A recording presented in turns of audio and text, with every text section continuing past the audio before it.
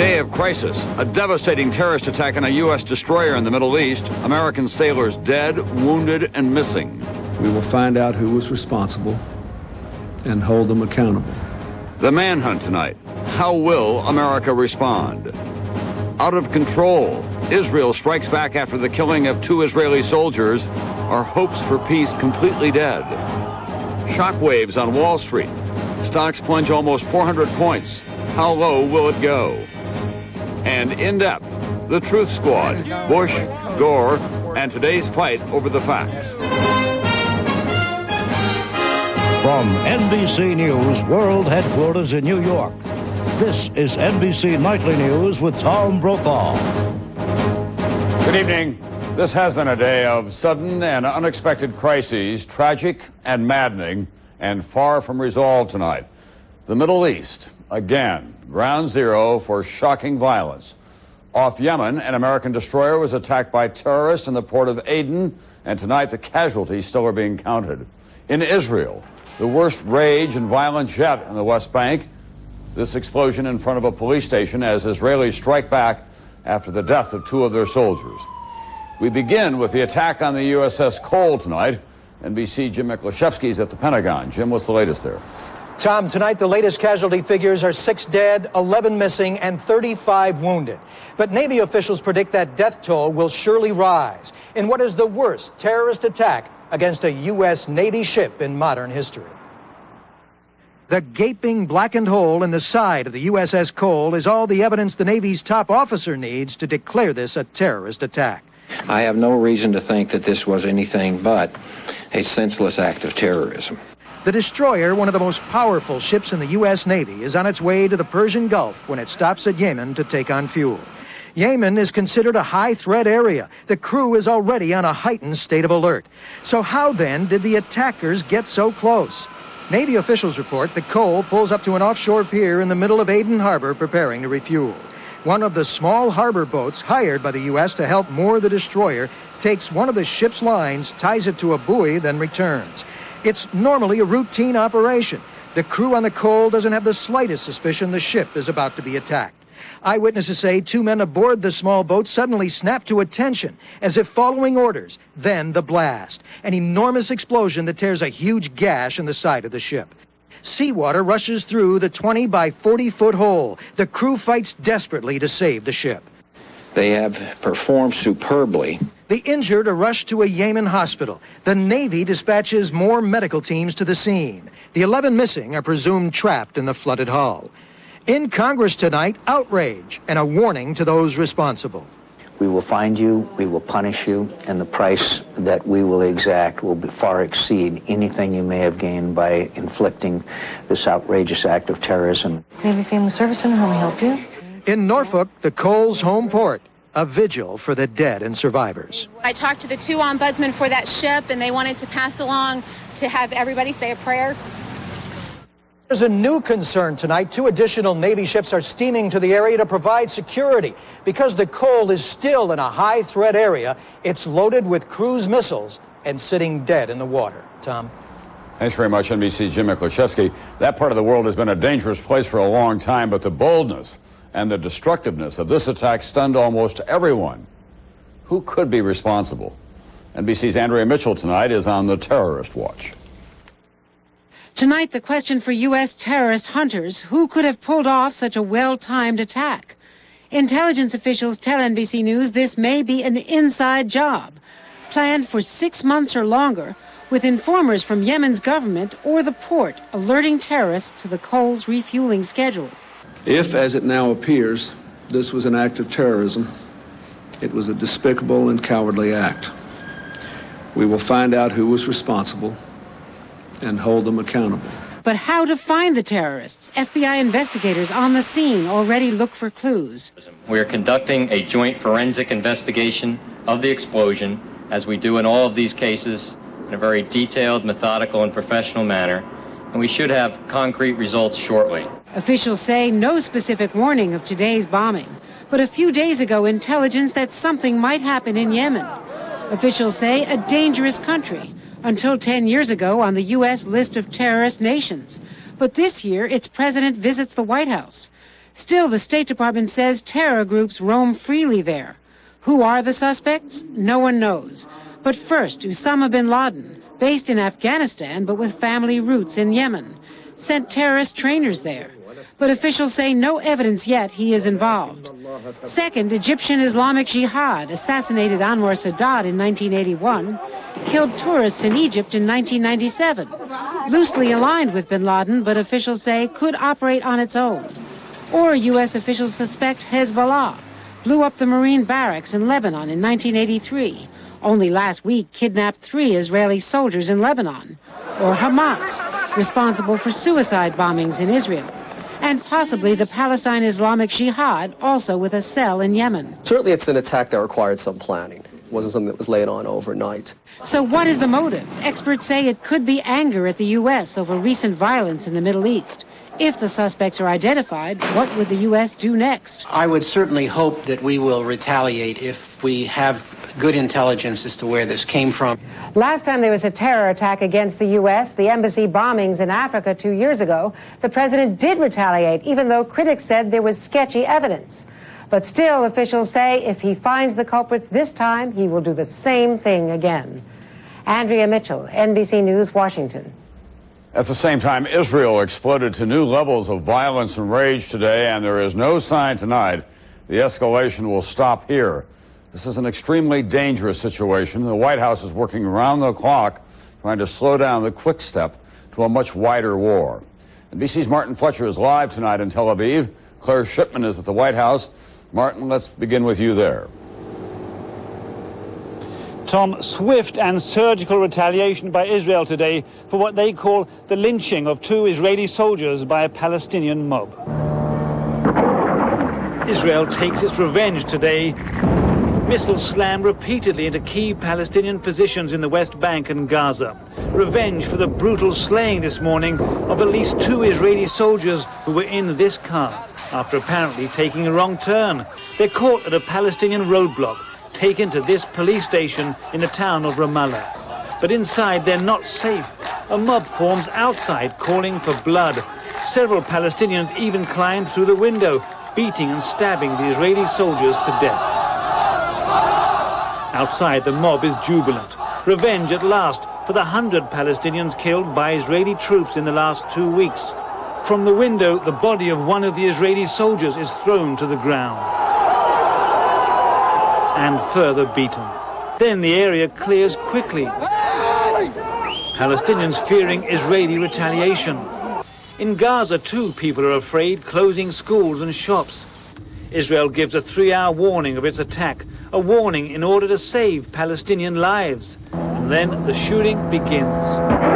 In Ramallah, Yasser Arafat's headquarters, a radio station, the police station where the soldiers were murdered. In Gaza, rockets smash into the Palestinian port, close to Arafat's seaside compound. And Yasser Arafat, defiant and safe, visiting the wounded. He calls the Israeli attacks a declaration of war and says nothing will stop the Palestinians on their march to Jerusalem. Reacting to all the violence tonight, Israel's Prime Minister did not declare the peace process dead. That's about the only cause for hope here tonight, Tom. Thanks very much, NBC's Martin Fletcher tonight. But now let's go to the view from the White House, where President Clinton's hopes for bringing peace to the Middle East do appear to be all but shattered. We're joined now by NBC's Claire Shipman. Claire? Tom, high-stakes diplomacy at the White House today. The president and his security team desperately trying to move the players in the Middle East back from the brink of war. At the White House, the president bluntly calls for a ceasefire. Now is the time to stop the bloodshed, to restore calm, to return to dialogue, and ultimately to the negotiating table. The alternative to the peace process is now no longer merely hypothetical. It is unfolding today before our very eyes. And aides say Clinton was even tougher than that with Arafat and Barack on the phone today, sternly warning them what they're risking. But the road to a ceasefire, simply lowering the tensions, is tricky. Officials say they're at work on a, quote, delicately coordinated minuet involving a public statement from Arafat renouncing violence, which the Israelis want, Israeli agreement to a fact-finding mission about the cause of the current fighting, a Palestinian demand, and a way back to the negotiating table, something the White House says both sides are looking for. The problem is no one wants to take the first step.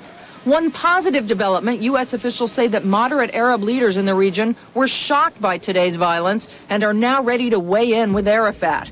And U.S. officials and experts acknowledge he is the key to peace. At the end of the day, we have influence, not power. Only Arafat has the power to decide what he will say and what he will do. Talk of a U.S. presidential trip to the region has been temporarily shelved. U.S. aides tonight say that there is such a sense of deep wounded grievance on both sides it will be hard to overcome. And what most frustrates them, said one, just yesterday we thought we had moved the parties back toward peace. Tom? Thanks very much. NBC's Claire Shipman tonight at the White House. One more note from the White House tonight. In the wake of the ouster of Slobodan Milosevic, President Clinton is now moving to lift the sanctions imposed against Yugoslavia in 1998, including an immediate halt to the oil embargo and to the flight ban. When we come back, oil prices are up. The stock market was way down today.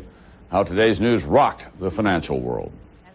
The problems in the Middle East, possible terrorism and escalation of conflict really brought out all the sellers. The markets take a real beating. Is this a big slide, or will they bounce right back?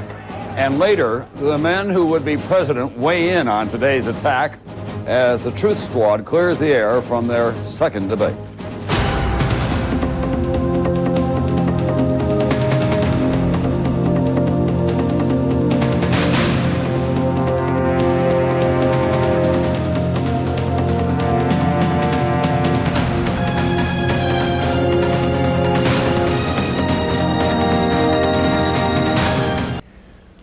There's more fallout tonight from the disturbing events of this day. Heating oil prices jumped to their highest levels in almost 20 years, and crude oil futures were up to more than $36 a barrel. They were up $2.81 a barrel on this day alone. Analysts said that terrorism and fighting in the Middle East could raise tensions in that region to the point where the U.S. oil supply could be disrupted. And as you might expect, that news rocked the financial markets. NBC's chief financial correspondent Mike Jensen joins me now from the floor of NASDAQ. Mike, is there still a floor there? Tom, it was a terrible day on Wall Street. Stock prices plunge from the moment investors hear about the bombing and fighting overseas. 10:10 this morning, the Dow Jones average in free fall, down 200 points. Just 15 minutes later, down 300 points. Investors rush to sell their stocks. Dr. David Nicestro in New York. I've decided to take my profits, sit on the sidelines. Wall Street on high alert, puts in curbs to prevent panic selling. The problems in the Middle East, possible terrorism and escalation of conflict really brought out all the sellers. Some of those sellers remember the Gulf War 10 years ago, when stock prices plunged 20%. Oil prices doubled to $40 a barrel. Could that happen now? We don't think that's going to happen, but it sure spooked the market today. Also hurting the market, weak company profits. Home Depot warns of problems. Its stock plummets. Even so, many small investors say they're holding on. There's no reason to sell. Right now, I'm just standing pat. The Dow ends the day down 379 points, the fifth worst point loss ever. Almost breaking below 10,000, where it stood a year and a half ago. NASDAQ down 94, now 39% below its high in mid-March. What to make of it? Some analysts call this a bottom or near bottom to this year's slide of more than 12% on the Dow. And in spite of today's troubling world news, predict better days ahead. Expect to see the stock market higher by year-end and higher next year as well. Many analysts agree with that, and they say the stock market will start moving up because the nation's economy is so solid. But the wild card is what happens overseas. Tom? Thanks very much, NBC's Mike Jensen tonight. And one more note on the energy situation. The National Weather Service is out tonight with a new winter forecast, and it looks like the string of warmer than normal winters much of the country has enjoyed recently, that string is all over. Temperatures may even average a bit lower than normal in the Northeast and Midwest. That, of course, would put even more strain on oil and gas supplies. Still ahead here tonight, the day after the debate, the Truth Squad puts the presidential candidates to the test. What did Gore and Bush say, and were they telling the truth?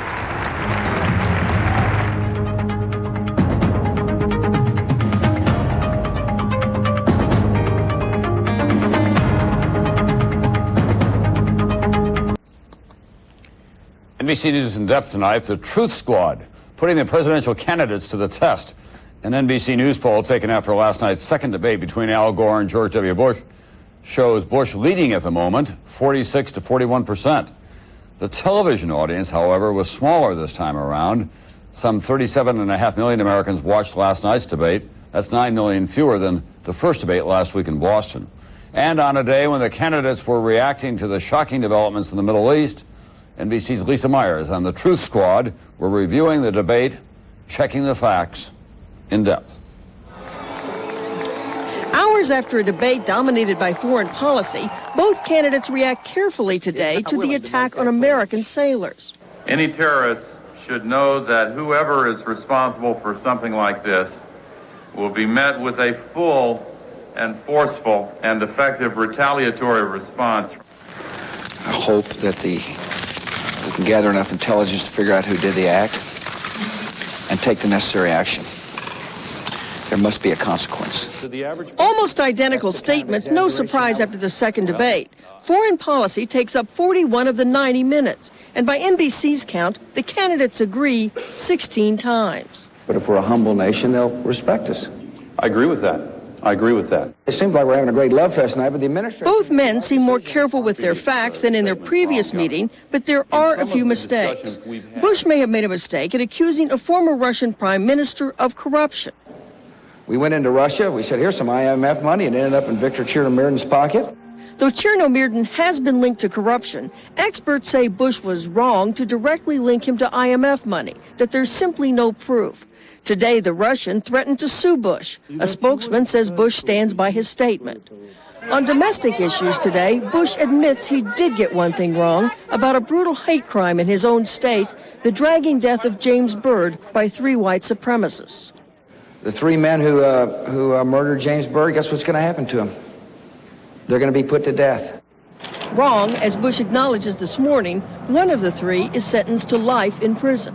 Unfortunately, I was wrong. 2 of them are going to get the ultimate penalty. 2 will get the death penalty. 3 maybe should have. On education, experts say Gore's wrong in describing his own plan. I think that we should require states to test all students, test schools and school districts. Experts say that's misleading, that Gore encourages testing, even provides incentives, but doesn't have such a sweeping requirement. The Gore plan does not call for testing of all students, schools, and school districts. With 26 days to go and the race so close, observers say both candidates seem increasingly cautious, fearing that any significant mistake or exaggeration could turn the election. Lisa Myers, NBC News, Washington. I'll be right back with the latest on today's stunning developments out of the Middle East.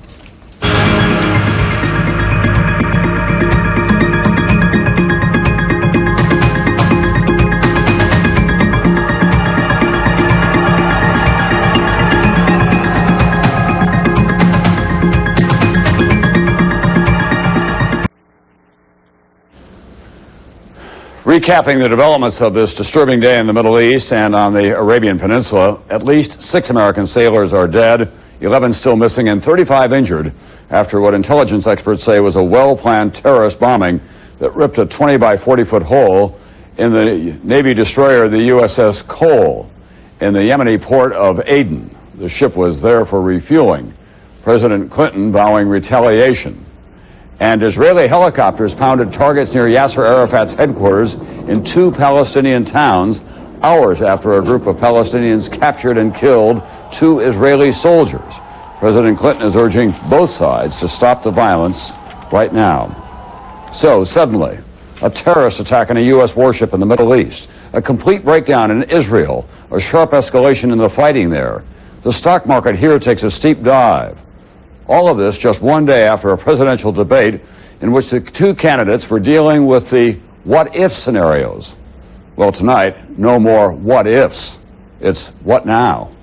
And this one day alone is a stark reminder of why the decision that we're all asked to make 3 weeks from next Tuesday is not just another ho-hum choice. For all the good times, this remains a perilous world and so unpredictable on so many fronts. The President of the United States is the man in the cockpit, hands on the controls, and the Oval Office is not a flight simulator. These are the kinds of days in which presidents earn or lose their place.